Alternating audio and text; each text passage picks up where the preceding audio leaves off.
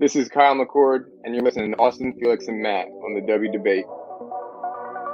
Welcome to the Devy Debate. All right, boys, are we ready to debate?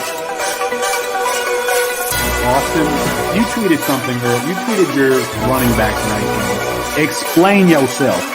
Boy, that escalated quickly. I mean, that really got out of hand fast. You jumped up and...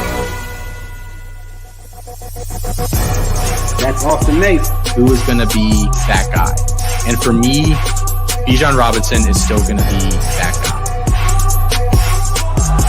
Back to the ground with Robinson, who spins and then tries to bounce it. A stiff arm, another one as he rides it, keeps his balance. They're going to say he stepped out, but I'm Felix Sharp. I know you didn't think that we would get through this episode without mentioning the name one Zach F. Wilson. Screener draw. Oh, Wilson is going to uncourt for the end zone, and he drops it in beautifully. And it is his roommate Dax Milne on the touchdown. That's Matt Bruning. G. Scott Jr. Obviously, I waxed poetic about him on the last episode, so I won't do that again here. And this time it's Fields on the carry. Watch out! Justin Fields! Hello, Columbus! 51 yards!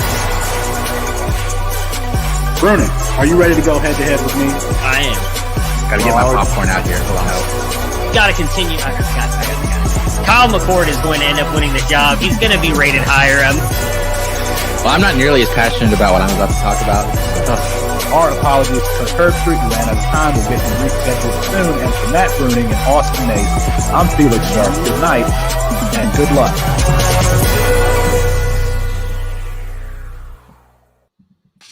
It's 9:30 in the only time zone that matters. That means it's time for the Devy Debate, brought to you by CampusToCan.com.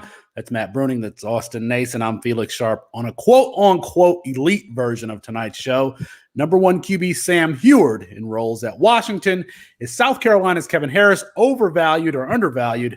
And we look back at tweeting hyperbole. But we start with potential playoff expansion in college football. 24/7 is reporting that the college football playoff is considering expanding. Quote from an article published earlier this week, CFB executive Bill Hancock, who never rocked the boat as the face of the BCS and now the college football playoff, revealed that CFP's working group had reviewed 63 possibilities of expanding the playoff. The options include 6, 8, 12, and 16-team fields. No further information was provided, but those few lines might have well said expansion of the 4-team field is not only coming, but could be coming soon. Matt, how excited would you be to see the college football playoff expanded? I'd love it. Not only just because we'd see more than like the same 5-6 teams we've seen recycled the past couple years through there. I think it would actually make college football a little bit better. A good friend of ours at the network here, Alfred, is always talking about it. Feels like all these players keep going to the same schools because those are the schools getting into the playoffs. If it expands and we get to see more teams in the playoffs, we might actually see some of the talent kind of diversify through college football. So I think it would be a great thing. Not just that, you could, the different ways. I would suggest reading the article. I think it's on CBS.com or 247 Sports, 24/7 Sports. I'm sorry. And it's really good. The guy goes into a deep dive into what it would mean for each one. They talked about 6, 8, 10, 12, and 14, 16 as well. Different things. And actually that the college football committee will actually be meeting and possibly voting on that on June 17th and 18th. So if they approve that and they're able to get ESPN on board, who has a contract with them for all the bowl game or for a lot of the bowl games and the playoffs, I highly doubt it, but there is a slim chance that could possibly go into effect this year. So it could really change up the entire college football landscape, in my opinion. Austin, do you think that the college football playoff expanding could have some sort of ripple effect on recruiting or how these programs build? I don't know. It's so difficult to say. Anything that gets Pitt any sort of chance to get in this thing is all right by me. Matt doesn't really care, Mr. Ohio State down there. You and I, this impacts you, the two of us, more than it impacts him. So maybe we should have a discussion about this separately. Maybe, I don't know, because I actually think the 1 year recruiting thing is going to have a bigger impact on recruiting and everything than this. But these two combined, I think, will be interesting to see what happens.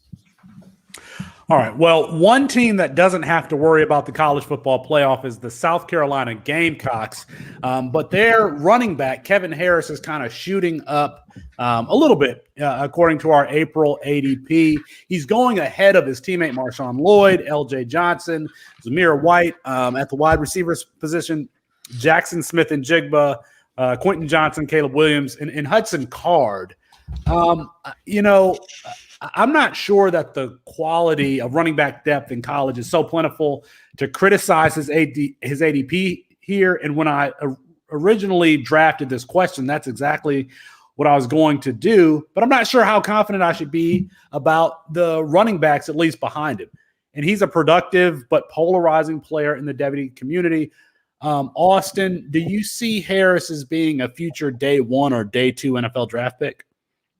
I think he could be a day 2 guy. I don't feel great saying that, but I mean, he has good size. He's over 6 feet tall. He's going to probably weigh in about 220 to 225 whenever, he graduates and moves on to the combine. He looks like a good enough athlete. And I think there's a really fine line for some of those guys that start getting that size, because everyone thought Kylan Hill was probably an okay athlete. And then he went, in the 6th round. So it really is a fine line, but I think if he tests okay, then he should. And I think he's still going to get a decent amount of touches this year. I think we've talked about that on this show a lot. People just assume that Marshawn Lloyd's going to come back and just completely steal his lunch. I don't think that's true. I think they'll split the carries. There's no reason to rush Marshawn Lloyd back because we saw Harris go out there last year and lead the SEC in rushing and was a competent, probably even more than competent pass catcher. There's no reason to rush Lloyd back. So I think he's going to have 2 years of production there. He's going to have the size. I think he'll be close to the athletic line. So yeah, I could see him being a 3rd round draft pick. I think anywhere from 3rd round to 5th round seems like it's completely in play right now. I couldn't see him creeping into day 1. I don't think he'll ever touch that or even really, the top half of round 2, but after pick 50 or so, maybe. Well, I think he's at pick 38 or so right now. I didn't get the overall ADP, but speaking of his potential testing, well, you were on your mission trip in Columbus when we had Kyle Francis on, and he pointed out Kevin Harris's testing, 4.45, his verified testing, 4.45 in the 40, 4.26 in the shuttle, and 35 inches in the vertical jump, all at 200 plus 200 pounds. And then, as you said, I mean, he was a sophomore last year, runs for 1,038 yards, 6.2 yards per attempt, and 21 receptions. Matt, is this a player that you are actively targeting? And if you are you comfortable with taking him ahead of guys like Quentin Johnston, Caleb Williams, Hudson Card? It's kind of hard to answer that question because I think a lot of that goes into what your roster construction is at that point in the draft. I've done a couple of mocks and I'm in a startup right now with Austin where I kind of went the same route he did and faded quarterback. So I would be okay taking him over a Hudson Card and Caleb Williams there. And I would have done that. I think when I last looked, his ADP was, where'd it go? 33.75. So there's a couple running backs there that I like just as much of him, but I feel like he's really at the end of that tier of guys that I trust that could get that draft capital. Like you guys were just talking about, there's a couple behind him, Tyler Algier. I'm still really big on Raymond Davis. I think could get some decent draft capital. But Quentin Johnston, I really like as well. If I really didn't have any running backs, I'd probably do it. I think just to pay based on how I tend to build my C2C rosters, actually to long-winded answer this. Yes, I'd take him over all three of those because I like to have running backs. I can get wide receivers later in the draft. I think still have value. And I've been trying to kind of punt quarterbacks after those first 3 or 4 earlier in drafts. He kind of seems like a low upside pick though, to be completely honest. Like how much higher can Kevin Harris climb in any sort of rankings, going as what you said, the RB13 right now. I think RB14, yeah. RB14. I think it's pretty clear, just looking at the guys ahead of him. You have Bijan, Breece Hall, Isaiah Spiller, Tank Bigsby, Jahmyr Gibbs, Travion Henderson, Kyron Williams, Zach Evans, Jace McClellan, Kendall Milton, Eric Gray, Diamante Trianum, and Will Shipley. I could see him getting above like maybe 3 of those guys, and then I don't know what that ceiling looks like once you hit the NFL. With a guy like Quentin Johnston that you mentioned, or I don't want to throw Hudson Card in there because I think he's got a pretty wide range of outcomes. But a guy like Johnston, I feel like we haven't seen his ceiling yet, where I think maybe we've kind of seen what Harris offers, which is a nice back. I don't think he's going to be like this elite, bell cow in the NFL. So for whatever's that's worth, I'm not sure I would take him ahead of some of those guys you were just listing. Well, you said 3 running backs. What 3? Because for me, it's Shipley and maybe Gray. I don't see him really jumping any of those other guys. So who's the third one for you? So I actually would say Chip, Trayanum, Will Shipley, and Kyron Williams. Just because, again, and I really like Kyron Williams. There's been a lot of discussion about him on Twitter and stuff the past couple of weeks, and they did a really good show talking about him last night on Devy Royale. If you guys don't listen to that show or watch that show, it's really, really good. I highly recommend that. But I just think Kyron Williams, he's listed at like 195, and he's pretty maxed out. Like, I can't see him gaining that much more weight. And we just saw the NFL fade all these sub 200-pound running backs. That's also in the back of my mind. So I think his ceiling is kind of capped as well, no matter how good of a pass catcher he is or how good he looks in college. So I could see Harris jumping him just because he's 30 pounds heavier plus. The only player that I could see potentially that I would say, okay, I would take this running back ahead of Harris is potentially LJ Johnson. His value is probably being suppressed by the fact that Isaiah Spiller is there. But as soon as Isaiah Spiller leaves next year, his value is going to skyrocket. And we haven't seen his ceiling. But I think what we're seeing is that, Devy fantasy football, campus to Canton, the guys that we're really confident about, there aren't that many of those guys. That list is very short, and those guys are ranked ahead of them. I think that there's probably 1 or 2 tiers, ahead of Kevin Harris. So, but all that said, I'd probably take a wide receiver in that spot. All right, let's move on to another interesting story. Sam Heward, the last I heard is that he was in Washington State. Washington State didn't play their season in 2020 due to the pandemic, and so he was going to play this spring.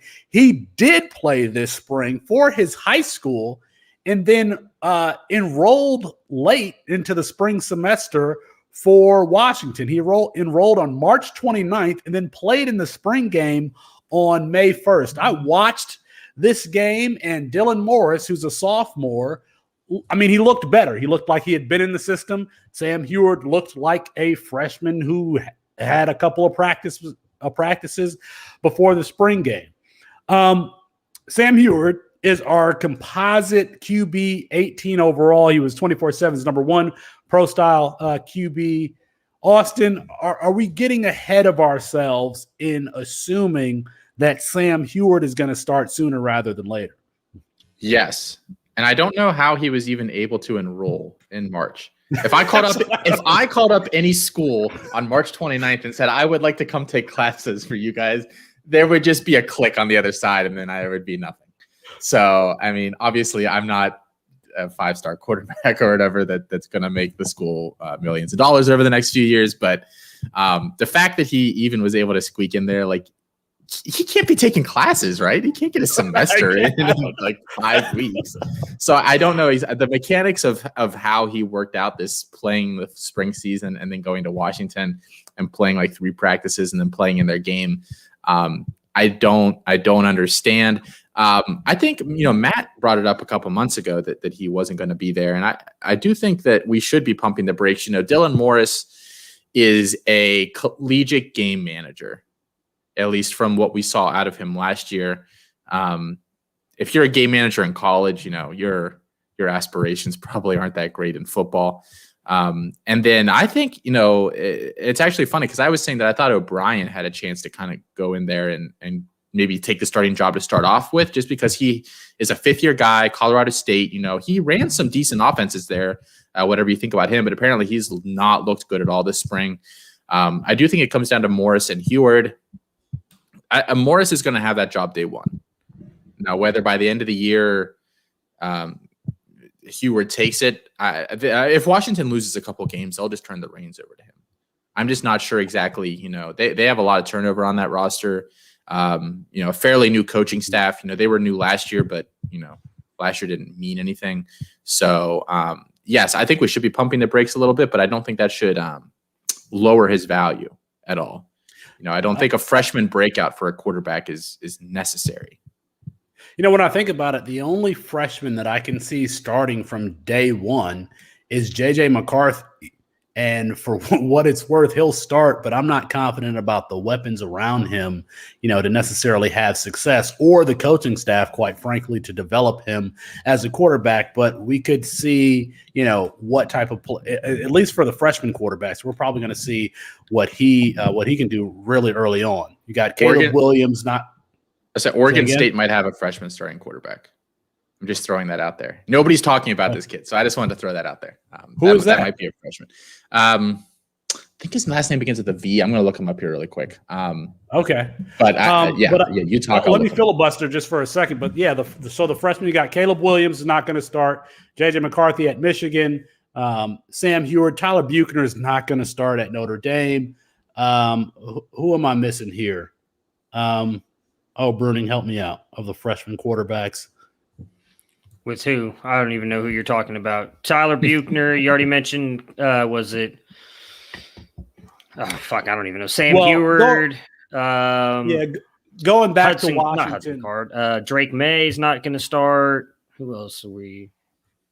I don't even know. I can't think of anybody else now. Ty Thompson. Did you mention Ty Thompson? He's probably the other big name one from Oregon. But I think Brown is going to start there. So, going back to Washington, Dylan Morris did complete 60.9% of his passes, 900 yards, 8.2 yards per attempt, 7.7 yards per 8.2 yards per attempt, 4 touchdowns, 3 interceptions. So, not a very aggressive passer. You like to see that yard per attempt be up above 10.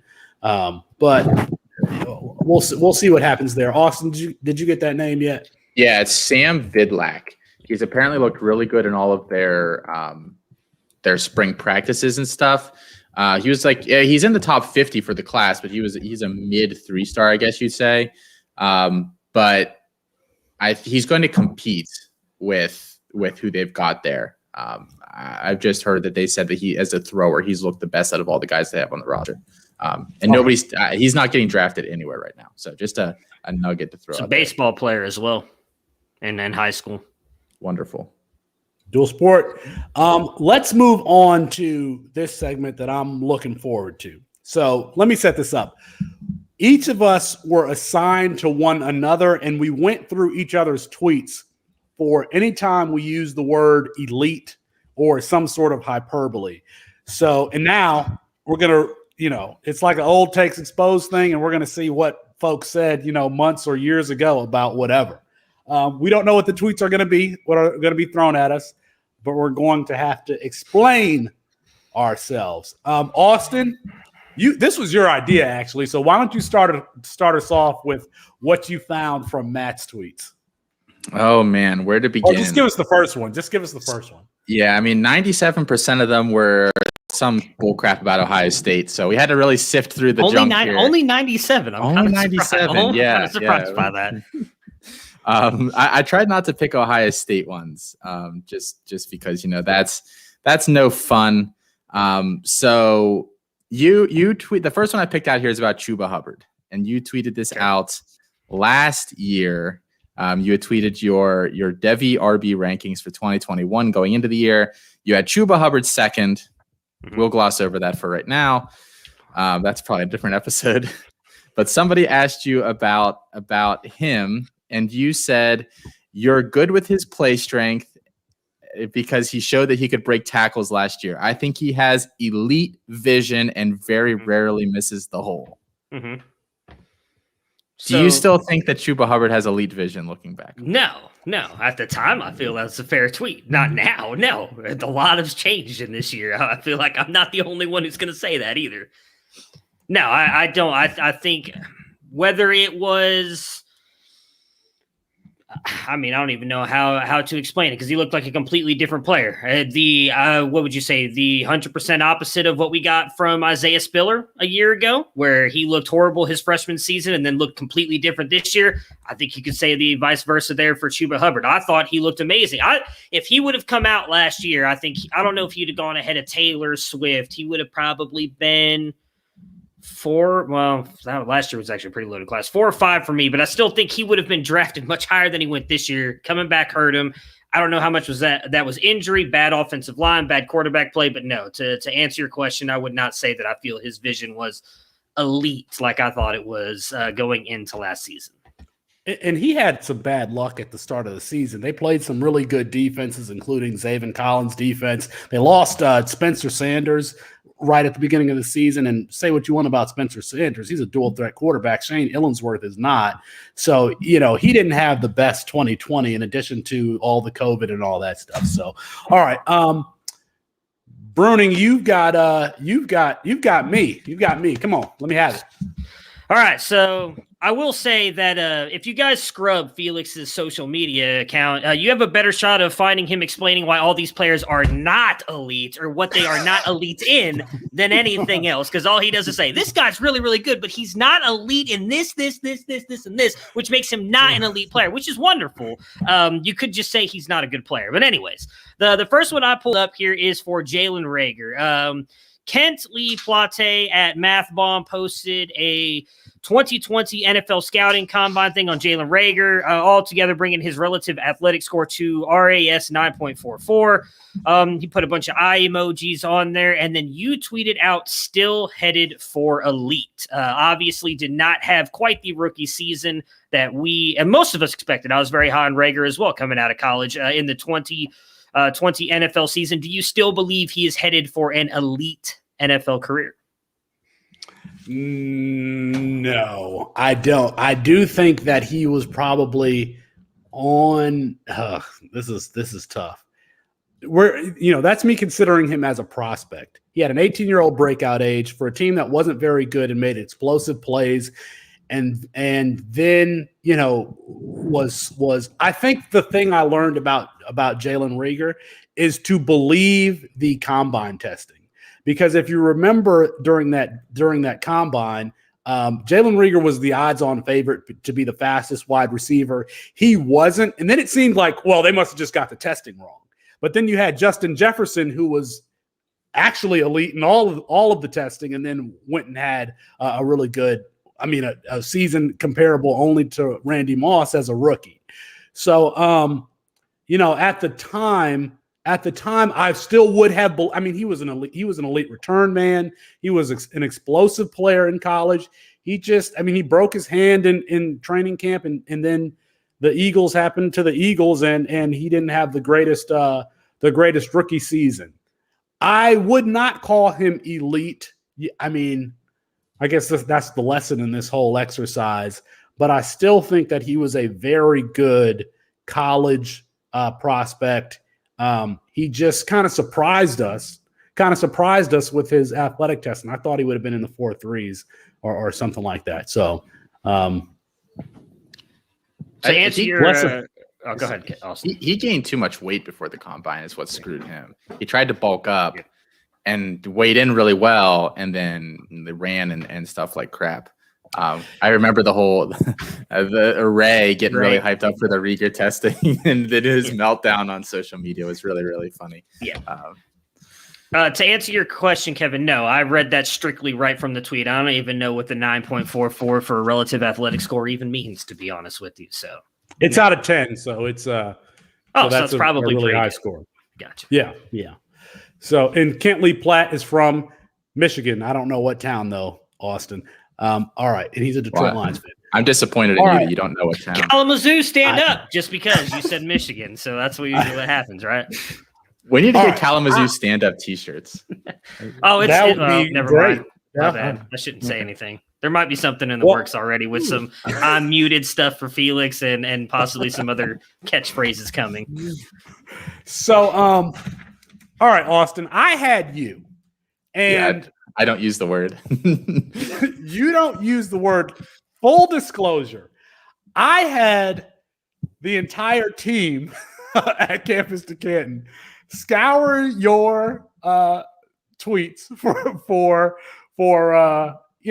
hyperbole, because I was having a hard time finding stuff myself. You don't use the word, but let me not cheat the game, okay? Let me not cheat the game. Let's go back to December 3rd, 2019, where you actually did. You actually did, in fact, use this word. And again, if you're just joining us, Austin doesn't know what I'm about to read. We did not cheat. We don't know what everybody pulled. Oh God.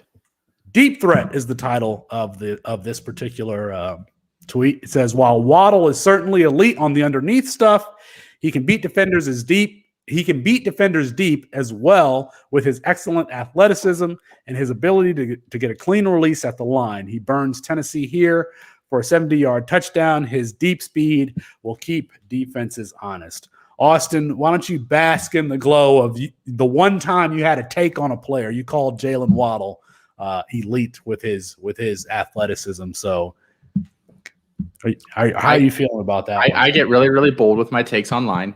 I don't use the word that much, and I think what actually prompted this discussion was that one of you guys probably used it, and I thought it was dumb, and I was like, oh, I can totally bring this up on a later episode. But I don't really ever use it. Do you have other ones that are hyperbole that I don't use elite on? Well, I mean, we'll see. Okay, good. Because I think I've only used it like twice ever. We're just doing one at a time here, Austin. This is But I would say that I still think that Waddle has elite athleticism. Although I do want to see how he comes back from his ankle injury. I am interested to see if he comes out, guns blazing, especially because he tried to rush back, obviously way too fast in that game, and he's out there like hobbling on the field. So I am interested to see if he comes out of the gate looking really good this year. It does concern me slightly. All right, Austin, give us another one of Matt's. All right, Matt. The other two here, they aren't. I mean, I think they're going to be interesting discussions about a player. Yay! So this one's about Jerry and Ely, Great. who we were in the Discord crapping on earlier.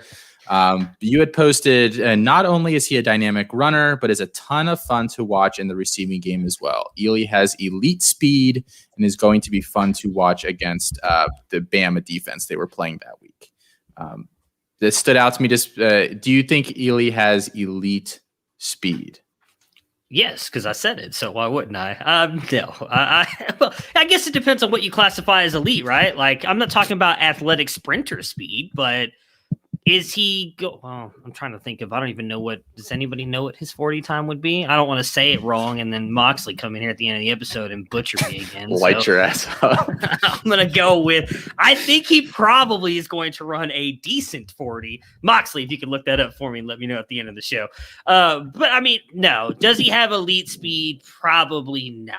But I do think that he's faster than Austin, so that's elite. I agree, Kevin. So we're kind of on the same page here. I don't know. We've never raced. Can you say that definitively, Kevin? Yeah, because you keep talking about that extra 20 you put on because of COVID. We know that slowed down Rager. I think it's fair to say Rager and Ely are a tad bit better athletes than you, so maybe. Give you a couple months to, get back in the gym, work out a little bit. Maybe you can catch him. I mean, does it matter though? Is anybody like trying to grab Jerrion Ely in any sort of league, Austin? I mean, he better have elite speed. He better test the elite in that category if he's going to weigh in at like 5'7", 185. Like, if you don't run a 4.35, what does that profile look like? It's not very good. Which is the discussion I wanted to have about this. So he should absolutely go play baseball. I mean, he should absolutely go play baseball. He's more money. He's not. I mean, he's undersized for the position. He'd be a perfect second baseman or whatever, or outfield, whatever he is. He's probably fast for baseball. He's pretty sure he played outfield.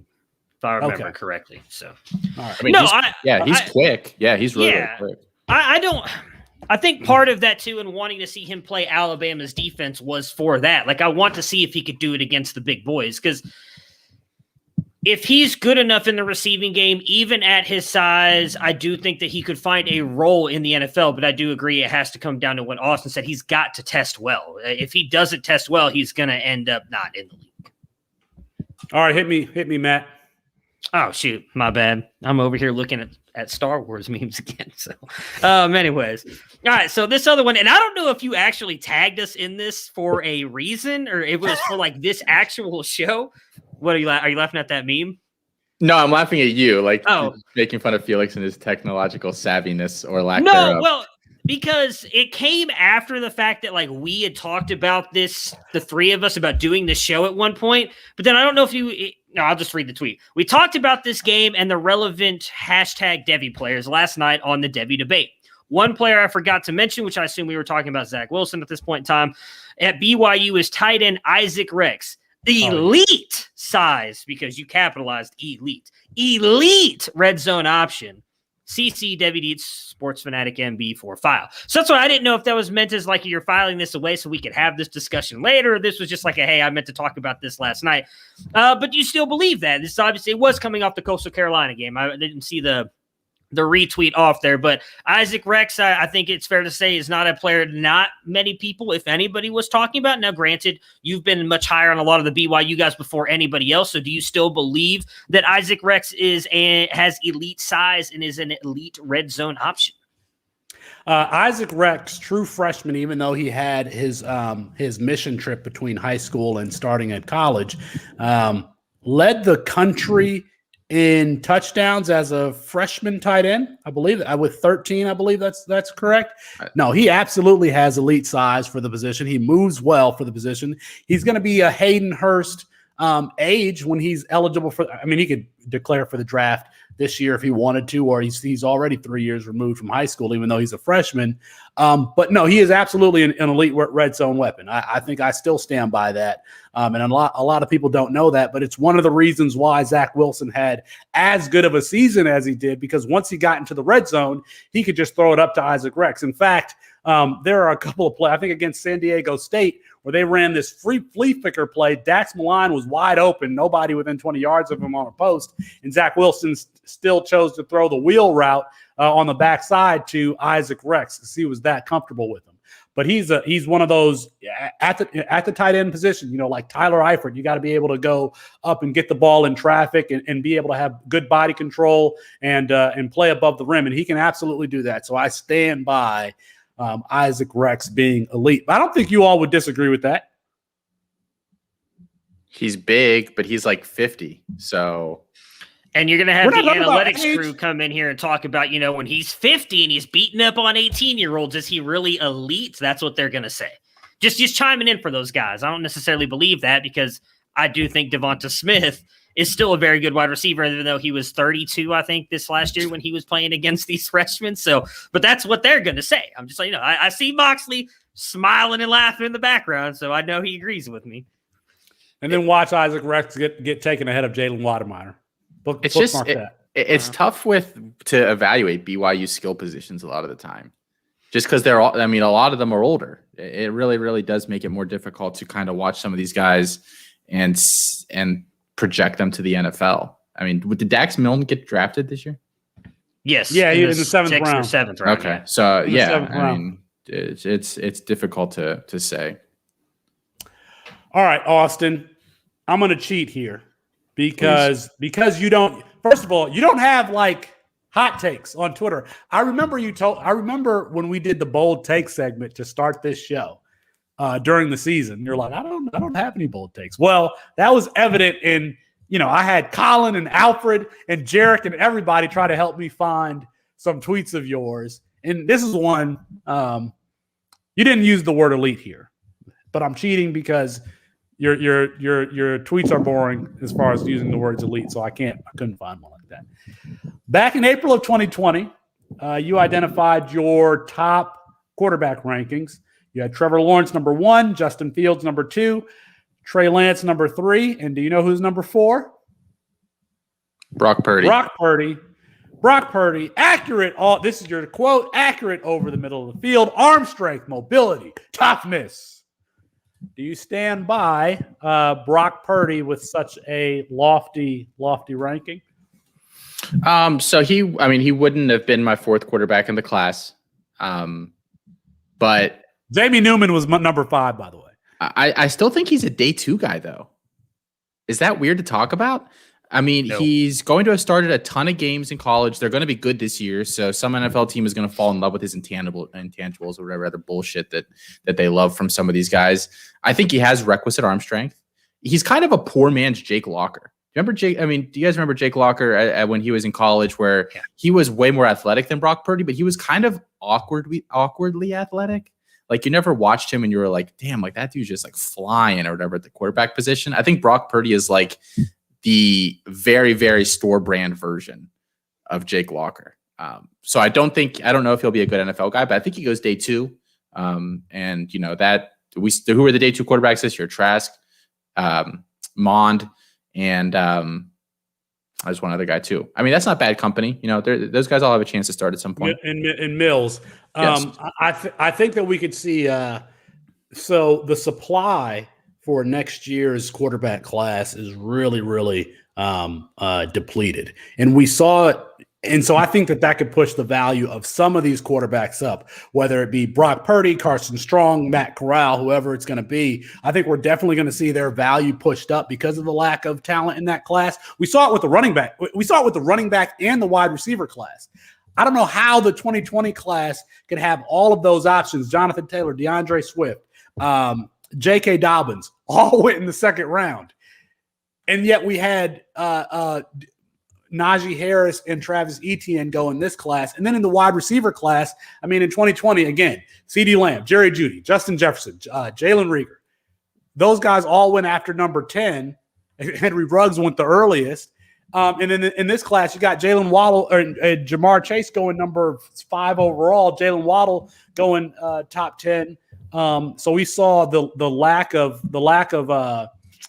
a supply in the class push those guys value up because you couldn't get, the class was top heavy, and it's going to be the same next year for the quarterback class. All right, Matt, you got, or whose turn is it?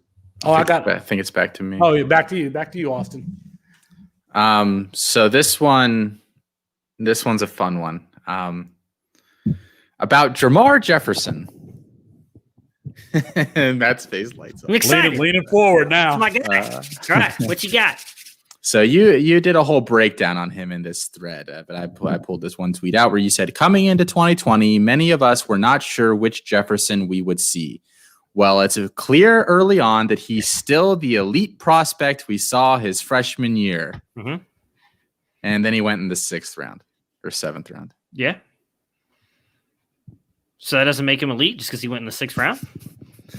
I would say probably not. Let's just do this really quick so I can throw this out there. Let's not have the argument about draft capital again. It was a whole after show last week. Feelings were hurt. People got upset. Let's not go there again. No, I don't. It's a joke, Felix. Calm down. I don't care about I don't care about him going with. Maybe I shouldn't have said that he was an elite prospect, but I've said before, and I know that you guys disagree with it. In fact, I've got a tweet here from Felix I was looking at when he was replying back to me that he said Jamar Jefferson doesn't have a single elite trait, is that I believe his footwork and his vision are. So maybe I should have stuck with that part instead of saying he was an elite prospect overall, but I still think that his vision and footwork is incredible, and it's why I thought he'd get 4th round draft capital. That obviously didn't happen, but I think a lot of that came from his poor athletic score testing, and I don't remember who tweeted this out, and I wish – so one thing I wish – we would have known about this beforehand because I could have looked this up. And Moxley, maybe you can do this for me, or I'll try and look at it in a minute because I retweeted this out. The NFL teams have, or college teams have that the tracker, the GPS stuff on players now, where Jamar Jefferson, 2 of his runs were some of the fastest in college football this last year, if I'm remembering correctly. So I do think that some of his athletic testing was not, it was bad, but I wonder, and I said this on this podcast, if he had a bad day. So is he an elite prospect? No. Do I still think he has elite traits in his game? Yes. Do I think he's going to be better than the 6th round pick that he got? Yes, I do. I honestly think he's going to be the backup to DeAndre Swift. Granted, you're going to be backing up, in my opinion, one of the best young running backs in the game. So he's probably not going to do much, but I still think he is much better than the 6th round draft capital he got. Jamar Jefferson is going to be a college coach in 3 years. I mean, so he might be elite an elite running backs coach. But We'll see. He's going to go back to Oregon State, and he'll probably be coaching that Vavik guy that we were just talking about. All right. And I mean, I told you, tried to tell you, didn't have any elite traits. All right. I mean, this is no, we won't get into that. Go ahead. You butthurt. Go ahead. No, I'm not butthurt. You're all in your feelings. Go ahead. You wanna call me out about that? We'll discuss it after the show. You seem to forget about all your Ramondre Stevenson takes being the third best running back in this class, and Zach Wilson being better than Justin Fields and Trevor Lawrence, and now. When someone tweets anything bad about Zach Wilson, you're like, oh, no, he's behind Trey Lance, Justin Fields, Mac Jones, and Kyle Trask for me. But then when someone tweets something good, you're like, that's my guy, QB2. So you change. Well, never mind. Yeah, I'll stick to my guns. I still think Jamar Jefferson is better than what you guys give him credit for. And we'll see. In 4 years, when he's had a good or decent career and he's still in the NFL, I'll bring that up on the show. I'll save this little clip. We'll replay it. 4 years. Is it my turn? No, it's my turn. It's Bruning's turn. Oh, go. So just to give you guys an idea of what I had to deal with here when going through Felix's tweets. I mean, at least I made it easy on Austin. It sounds like Austin didn't necessarily make it easy on Felix, but a lot of the stuff that I had to deal with was like, where'd it go? This weekend is an elite vocalist in the Super Bowl halftime show. Good thing elite dual threat quarterbacks could not provide additional data. What was the other one? There was a couple of them that just like were very annoying. The Jamar Jefferson one, I had that saved as well. Who was it? Like Brock Vandegrift, your guy, going off on how great he is, but it's like doesn't have elite arm talent or really elite physical traits. So, but then he was still your quarterback one in the class, which made no sense to me. But the last one that I pulled up that I thought would just be an interesting discussion because I do like the player. Is you posted on 6/20 of 20 my C2C NCAA 14th round pick, Ronnie Rivers, running back out of Fresno State, an elite NCAA player with NFL potential due to his all-purpose skill set. Do you still feel that way? Yeah, I mean, he's going to finish as a top 5, 10-ish on the college side of your campus to Canton leagues because he can catch the ball. That Fresno State offense is really explosive. And his father, Ron Rivers, backed up Barry Sanders, and I think I have Ron Rivers autograph from training camp, Lions training camp where they practice at Saginaw Valley State University. I'm pretty sure I have Ron Rivers autograph somewhere. But yeah, no, he's absolutely he is an elite NCAA running back. The problem is he can't, for the life of him, he cannot break a tackle in the open field. I mean, he just can't do it. But he's very, very natural catcher. And again, that between Jalen Cropper, Jake Haener, I can't remember the other wide receiver who's going to be a super senior this year. But they have an elite offense, and yeah, you could take him in the 30th round of your NCAA startup leagues and plug him right in as your RB1, and he's going to average 30 points a game. So yeah, I still feel that way. You said this weekend was an elite vocalist. The Weeknd, the singer who performed at the NFL halftime show, even though that halftime show was super whack, is an elite vocalist. That boy can sing. He's all right. Sang, Bruning. Okay. All right, Austin. Let's go back to you. Oh, God. Austin, I'm sorry. I forgot to. You don't use the word elite, so I had to just pull like your bad tweets. And you can thank Colin for this one. I think Colin is passive aggressively trying to get back at you for your, teasing him on the Campus to Canton podcast. May 28th, 2020. Demas, Lloyd, Boot. I think you were ranking them. You were responding to a tweet asking to rank these guys as far as Devy value.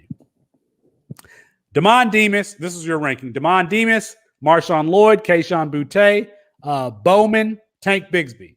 And you added, I think Lloyd is the safest of them, but Demas just has the crazy athletic upside. Bigsby is the one I differ from most others. Good player, but not that special in my opinion. Do you want to elaborate at all, Mr. Nice? Yeah. Go ahead. Man, Go ahead. That was a pretty good tweet. I highlighted how DeMoss, had the athletic upside. I I had Lloyd above Bigsby. Smart.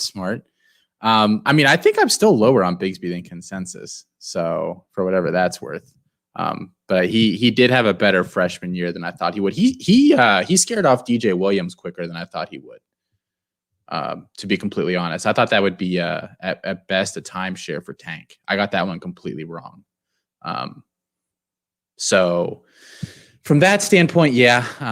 I guess if I had to re-rank them, I'd probably flip Boutte up to the top there, huh?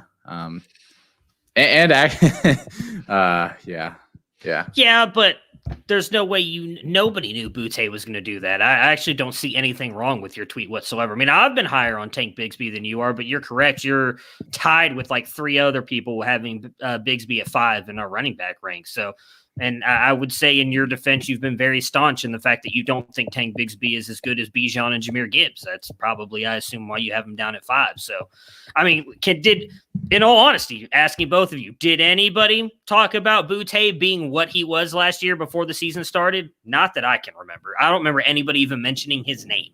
So you know what the sad part is? In my rankings, Boutte was wide receiver 3 last year. Mm-hmm. But anytime people asked me, I thought DeMoss would keep value longer. I did not expect Boutte to have the freshman year that he did. I thought DeMoss, even if he didn't play that much, like he's dropped like a stone compared to really what I thought he would. I thought that was pretty well insulated. So I guess, I mean, I was definitely wrong on that. And I'm starting over the past year or so, I'm starting to wonder if people are starting to fade guys that just do nothing as freshmen. You know, is that starting to be more of something that we do and we should do? That's probably a different discussion for a different day, but yes. we will have that discussion. Any more? Are we good? We good? Okay. Everybody's feelings, everybody's egos. There were a lot of G Scott tweets. I did not. I didn't want to bring him in. I was hoping we were going to go there. You want to throw one out there really quick? Let's do it. I don't remember saying anything outside. I think he has elite football IQ, I believe, is the one thing I've said about him. Which how do you know that after watching? I'm going to be honest. It based on what I think about his route running, the way I feel like he always finds the open spaces, and I probably didn't put that in the tweet, but I also go based on what a lot of other people have talked about, and I've read from other coaches and everything said, and the people I talk to that know him now say the same thing. So I base that off what I hear from other people as well. I don't think I said anything else about him. Maybe elite hands. I probably could have said that. Elite route running. Yeah, I think those all kind of mixed in. I'm not taking any of that back. You can go ahead and you can quote me on that. I don't know that I would necessarily disagree with you on that. I mean, I just wish he would have gone to a school that would actually could develop him. All right, Chris Moxley, get in here and unmute yourself and tell us what we got wrong. Y'all were excellent tonight, to be honest. You did not miss a beat. You hit all the players' stats 100%. The only thing that I'll add is on the Kevin Harris debate, you know, he was he was kind of mentioned as a good runner for his size, but he had the lowest broken tackle percentage on the team at 25.4%. Which was the 3rd lowest among qualified SEC running backs. He also had the lowest yards before contact percentage. On the Jamar Jefferson debate, he actually ran a 21.1% or 21.1 miles per hour, which actually translates to 4.4 speed. So that is in Bruning's favor in terms of what he is athletically, but overall, y'all didn't miss a beat. All right, thanks, Chris. That is going to be our show for tonight. Check out the latest written content around campus2canton.com, including undervalued QB breakout candidates in 2022 by yours truly, Matt Bruning, Keeping the Faith in Rashad Bateman by Chris Moxley, and in the family of podcasts, catch Why Wait Till Sunday and Alfred's interview with Georgia Tech's Kyrick McGowan and why the 2021 wide receiver class looks so different. Hey, Leave us a 5-star rating review on Apple Podcast. Apologies to Kirk Herbstreit. We ran out of time, but we'll get them rescheduled soon. For Matt Bruning and Austin Nace, I'm Felix Sharp. Good night and good luck. One day, you know that I don't need. What's up, Bruning? What's up? You all right, man? You okay? Yeah. Like I'm just feeling I don't know. I like to defend my guys. I'm good. You don't hurt my man, feelings. I believe in my analysis. I think Jamar Jefferson's going to be better. Like I said, I love what Moxley just said, that 4.4 speed. That's exactly what I thought he was going to run, a whole lot better than what he did at his pro day. Again, I admit shouldn't have said he was an elite prospect, but I do still believe he has I still think elite vision. Maybe I shouldn't say elite footwork, but I do think it's some of the best in this class because I would not put him ahead of Najee Harris's footwork. So I will take that back. But I wonder about these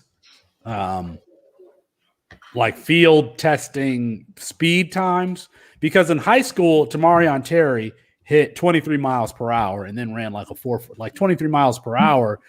If you look at the NFL times last year, the only players that topped that were Raheem Mostert and Tyreek Hill, obviously. So you would think that he would be in the low 4.4 and 4.3 range, but he wasn't at a pro day. That doesn't make sense to me. I'm pretty sure I think they'd even top that speed in college. But I know that, I saw the tweet on it about his high school tape. So I just don't know how to evaluate like this guy. Like he had the fastest time running this particular whatever. For me, it matters more if they do it in a game than a pro day. That's why I don't overrate that stuff. Pro days, the combine, I don't care because you can go in there and have a bad day. Maybe it's a little bit different this year with the pro days because I don't think it was as said. I can't remember what podcast I was listening to, and they talked about the NFL combine where like some of these guys are running these 40s after being up for like 12, 13 straight hours. And they've been doing interviews, barely have any time to do anything. And then they just bring them in there. Hey, you got to run your 40 time. And then a guy like Jalen Reagor, you talked about, he put on weight. And then if he was up for 14, 15 hours and they have him come in, he's not going to run as fast as he usually does. So I just don't overrate that stuff. I think it's fair to say from what I saw even this past year for the few plays that he made for the Eagles, and then going back to TCU, he looks a hell of a lot faster game speed wise than he did running that 40 at the combine. So I just think it matters more what you do in games. So I said it from the beginning when everybody else trashed Jefferson about his horrible pro day. I even said that this is probably going to hurt him in the NFL draft because teams value this way too much. But I still think what I saw on tape, I stand by that he's going to be a very good player. But he's just, he was small. He is small. So, yeah. That was like, we know that he wasn't like a great athlete. And then he was not a great athlete in a tiny package. I just feel like the hit rate on that guy, I'm not an analytics person, but I just wouldn't take the dart throw with Jamar Jefferson. But we all have our guys. I do too. I like to shoot from half court. I actually don't find myself taking any Jamar Jefferson, but the guy that I do find myself taking a lot of is Chuba Hubbard, actually. Yeah, he landed in a great spot though. At his value, as like a third, like I've been getting him like mid-third round places. He's the backup to CMC. Yeah, like with only Reggie Bonifon, and he's athletic. I don't think he's a very good running back, but if something happens to CMC at worst, they're going to probably timeshare that. I hate this class after like pick 13, 14 or so, something like that. Not nearly as good as we thought. No, but I've been picking up two players pretty much wherever I could get them. One, of course, is Zach Davidson. I can take Zach Davidson in my very last pick, whenever that is. But then the other player that I'm really interested in is Javion Hawkins, because you look at Atlanta, like what's going to happen if Mike Davis goes down? And first of all, that offense should be really explosive. And then and what happens if he goes down? I cannot believe that they're rolling into the season with Mike Davis as their starting running back, but I think they're hoping that someone gets cut. Or Adrian Peterson could go there. Yeah. Adrian Peterson could go there. Because Houston has 7 running backs and so does San Francisco. Maybe they're just eyeing up one of those two teams and they're like, shit, whatever they cut off the end of this, we might swoop in and, Because I mean, Quadri Olison is a Pitt guy, nicest guy. Yeah. He's not an NFL running back. Damn it, Austin. But he's 230 pounds. Yeah, and he runs like he's 230 pounds. That's the problem. I don't know if that's who was the guy that he split time with. It was a kick returner who was a speed guy. Yeah, that I liked him. I cannot remember his name, but I thought that he had the chance to be okay. Yeah, I'm looking up our roster from like. There was he was an upright, thin runner that was paired with a Kadri Ollison, and I have Kadri Ollison in a lot of places. So it upsets me that you're saying this. Darren Hall. Yeah, that's it. Those were the two that were together. I think he went to the Packers, if I remember that correctly. I think it was a UDFA to the Packers. That was a weird team. We had two dudes named Quadri. Well, because you had the wide receiver, the return man, right? Henderson, yeah. Yeah, Henderson, and he got drafted by the Giants, if I remember. So. I love that you just crapped on South Carolina like 30 seconds into the show. Chris's face in the background. I needed a transition, and it was just too easy. Dude, listen, come on. Be careful where you're putting that camera. We already know about the stuff that went on earlier.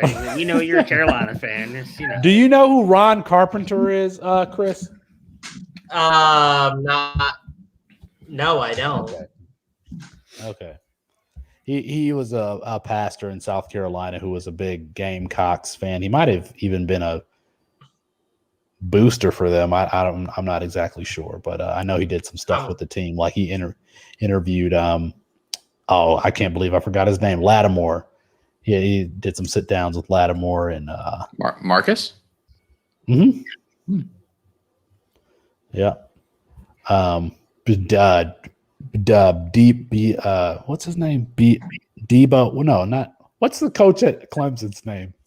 Dabo. Dabo brought his team there. I told this story before. Dabo brought his team to his church one summer that I was there in Greenville, and he, basically said, I'm still a Gamecocks fan. What's the difference between it's low country and what's the other thing? They say because you go on the news, they say the low country and something else. There are a couple different areas of South Carolina. The low country is kind of like where you would describe Orangeburg South. So like Charleston is in the low country. By the beach. Yeah, like anywhere on the beach is low country. And then there's the Midlands, which is where I lived for like 7 years, which is like Columbia and it kind of runs like I-77 south, from Charlotte kind of down through almost to Georgia and like Augusta area. So it's a place. And then there's like the Greenville area, which you were in, Felix. And then that area is like totally different than the rest of South Carolina. Mm-hmm. Which is like, I mean, I would call it the PD / upcountry area, depending on like upcountry. Yeah. I mean, the Midlands area is like Columbia where I lived, but upcountry or PD, however you want to describe it, is kind of like the Greenville area. Okay. But I do take offense to the South Carolina shaming. We're on the track to be great. I hope. In 10 years. I don't know. It's just so depressing. I hate it here. Let's name the good South Carolina players: Jadeveon Clowney, Sidney Rice, Alshon Jeffrey, or Marcus Lattimore. Connor Shaw, baby. Yeah, I was trying to think of a quarterback. He was really fun to watch there. I don't know if I'd call him good. But. Devin Taylor. Yes, Chris? JC Horn? Well, that's recent. Do you remember Devin Taylor? Devin Taylor was a 4th-round pick for the Detroit Lions. He played with he was a backup defensive end. You don't remember Devin Taylor? Hold on. Am I saying that right? I was not a fan until I went to the university. Devin Taylor. Who did you grow up rooting for? Nobody. Or Rutgers, if I had to pick a team. So, I was a big college football fan growing up, but living in New Jersey, I was a Rutgers fan. But I lived through the Rutgers era where Schiano put them in the top 10. So that was a great fandom, right? I was at the time, knowing what I know now, it's a little different. But Ray Rice, Mike Teal, Kenny Britt, Shaquan Underwood, and Mohamed Sanu, that was a went to Rutgers. Mm-hmm.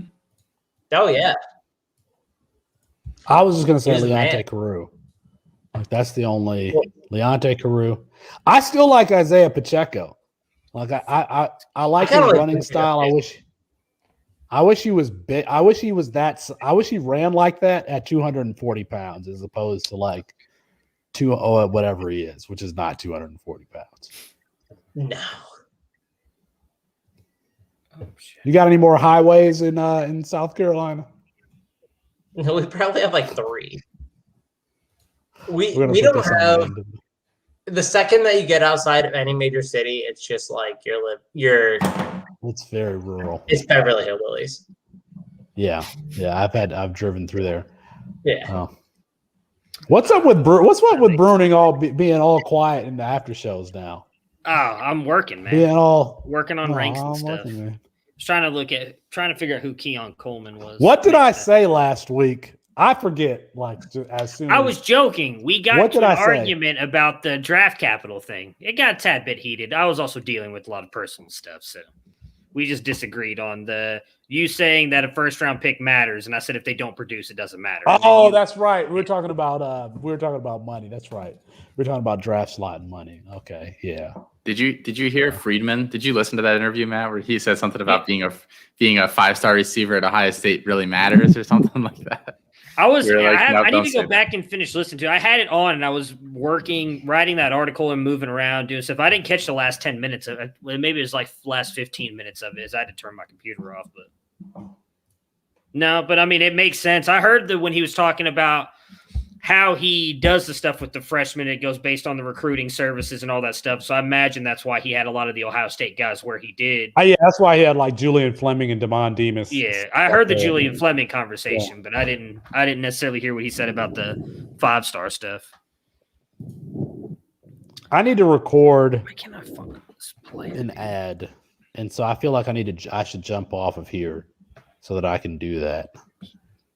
I mean, I do like talking to you guys, but I don't want to let this sit. I probably need to get it out. So at least we can have it in the morning and I can tweet out something in the morning. Or in the, tomorrow evening will probably be the most optimal time. I'm trying to figure out. I still need to record that Fantrax thing. I didn't have time to do it today.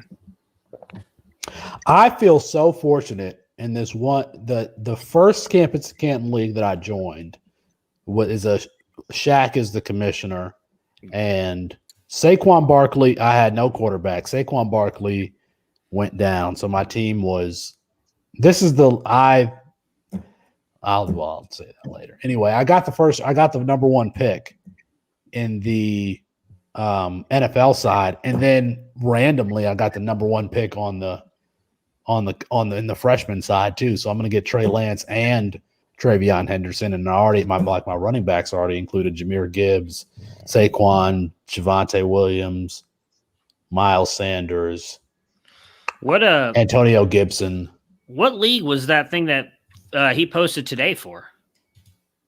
Is that the one that we're in together? 100-yard dash. Well, he posted a video on YouTube. Yeah, on Twitter. He posted one on Twitter today too, and it had both of you in it. Ray it had everybody that I think is in that one, but I didn't know if that was the one that we're in that's together. the league that I was. Yeah, I think that was the league that I'm talking about. It's called the Survivors League because he started it during the I'm not pandemic. in that one. And I got the. You all could have told me that with that 100-yard dash. So I thought that it was something where. Do you remember that? Well, Bruning? You're the only person that's old enough to remember this. Do you remember the Nintendo game where you got a trackpad? It was like a track and field. The Olympics game. Yeah. Yes, the Olympics game, and you had to run on the Olympic track thing. Yeah. Like the pad. I thought that's what the 100-yard dash thing was. Like in order to get your pick, like you had to hold your phone. I thought that might have been what it did. That's why I asked, like, do I have to do something? Everyone always posts like that link that people post, like 100-yard dash. You can that's like a replay. You can watch it. Yeah. Do you never click on it, Felix? I did click on it, but I didn't know why my player was moving at slow. the rate that it was moving. Like I was, you know what? This is not a lot. So I didn't run, but I did. I was watching the replay and I was pressing my phone like this because I thought that's what I had to do. So I was pressing the thing like that because I thought because there's all these like 1 minute equals one, like, and I didn't understand what any of that meant. So I was sitting there pressing my phone, pressing it forward, and I couldn't tell if that was making it go faster or not. So if anyone ever needs, I somehow always fucking crush those 100-yard dashes. So if anybody ever needs a boost in one, bring me in as a co-commish for the season. I can get you close to the 101. We're in a league. You and me, Felix. I just got the 101 in that Undroppables league that we're about to do. Yeah, I know. I can't. I hate the fact that league is 16 teams. Like when I agreed to sign up for that league, I didn't realize it was going to be 16 teams. And is it super flex also? I believe so. It is super flex. Oh yeah, Chris, you're in that league too. Yeah, I mean, I wanted to be in that league because I like the people in it, but I'm like 16 teams, super flex. God, golly. But in this, Jay, yes, we will be. And we will be announcing when they're coming, but not yet. DM me. I have a 24-team auction league coming up here soon. That's C2C. If people want. Is that the Tune one that I'm in? Yeah. Yeah. Now that everything's open, that'll fill up quick. But do we not have Michael Jackson in our ranks? We don't. He'll go in next month. Next month. Oh, did I add him in at the very end? He's in there now because I ranked him yesterday or whenever it was. I don't know. There was a couple of guys that I didn't get added in time for my side. I didn't know if they got added. I'm pulling it up. I love Jarek for having made that drag and drop. I mean, it's just so easy. It's so much easier. Yeah, it looks like he is in there. Yeah, I did wide receiver 91. Oh, you have 94. I need to update my sheet. I got him ranked too, right? Yeah, at 120. Alfred's the highest, 79. Damn, I'm gonna look at those tonight. Yeah, I need to go back in. No, I'm the highest. He has Michael Jackson at 92. What do you? I mean, I looked at his. He's 6 I'm looking at the main something. page. Is that not updated? I'm on the overall. I'm in the campus2canton.com rankings on the website. Oh, I'm looking at the web sheet right now. The sheet. My bad. Gotcha. Yeah, the sheet right now has him at. You have him at 91. I have him at 95. Felix 120. Colin 102, and Alfred 79. Oh, with Alfred an overall 91. So, yeah, I mean, he may have changed his since recently, but that's what the sheet has it as right now. Shape. It's really hard to rank that many players. I mean, it takes a long fucking time. And I will spurts. Yeah. It's just it's fun. Yeah.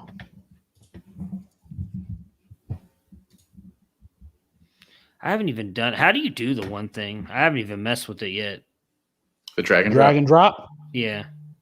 It's cool. It's super. You good. basically I- like you select the row you want, like over on the left hand side, like you click the row number, Yeah. and then like once the row is selected, then you just I see that. click that again just- and you drag it, Yeah, and it'll. I'll just move them back down. and if you're bringing in a player that you haven't previously ranked, yeah, you they need go to put to a one. a one. Yeah, okay.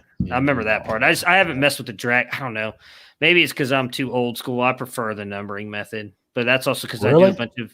I just do a bunch of my stuff off this. I do it on my own sheet, and it's just easier for me to go in and then just renumber the guys that I want. 'Cause sometimes I'm not like, very rarely right now am I changing like my top 24-ish guys, like maybe moving them here and there. It's more guys on the bottom I've had a chance to look more at that I'm moving up to different spots. So it's easier for me to just go and change these two numbers and then copy paste and do it that way. I don't know.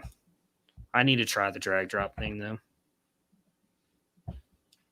It makes it a lot easier for me. I mean, it just.